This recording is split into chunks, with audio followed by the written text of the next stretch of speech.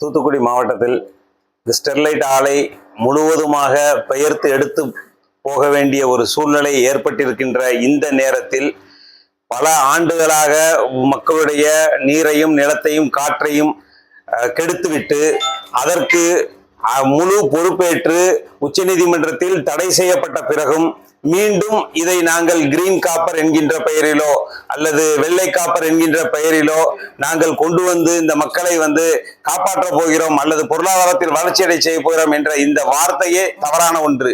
ஏன் இதே ஞானோதயம் 18 வருடங்களுக்கு முன்பு ஏற்பட்டிருந்து அதை செய்திருந்தால் இந்த மக்கள் பாதிக்கப்பட்டிருக்க மாட்டார்கள். 2023ஆம் ஆண்டு ஏற்பட்ட அந்த விஷவாயு நடந்திருக்காது. இது போன்ற சம்பவங்கள் தொடர்ந்து மேலும் நடத்திவிடக் கூடாது என்பதற்காகத்தான் நாங்கள் தூத்துக்குடி மக்கள் சார்பாகவும் இந்த விஷயத்தை தொடர்ந்து இந்த ஸ்டெர்லைட் ஆலையை மூட வேண்டும், அது மீண்டும் திறக்கப்படவே கூடாது என்கின்ற ஒற்றை சூழ்நிலையில் தூத்துக்குடி மக்கள் அனைவரும் இருக்கிறோம் என்பதையும், மேலும் இது தூத்துக்குடி மக்களுடைய ஒரு எதிர்ப்பு, இது வெறும் ஸ்டெர்லைட்டுக்கான எதிர்ப்பு மட்டுமல்ல, தூத்துக்குடியில் என்வாரன்மெண்ட் அதாவது சுற்றுச்சூழல் பாதிப்பு ஏற்படுத்தக்கூடிய எந்த நிறுவனமாக இருந்தாலும் அந்த நிறுவனத்திற்கான ஒரு எச்சரிக்கையாகவே தூத்துக்குடி மக்கள் சார்பாகவும் தமிழ்நாடு இஸ்லாமிய கூட்டமைப்பின் சார்பாகவும் தெரிவித்துக் கொள்கிறேன். நன்றி.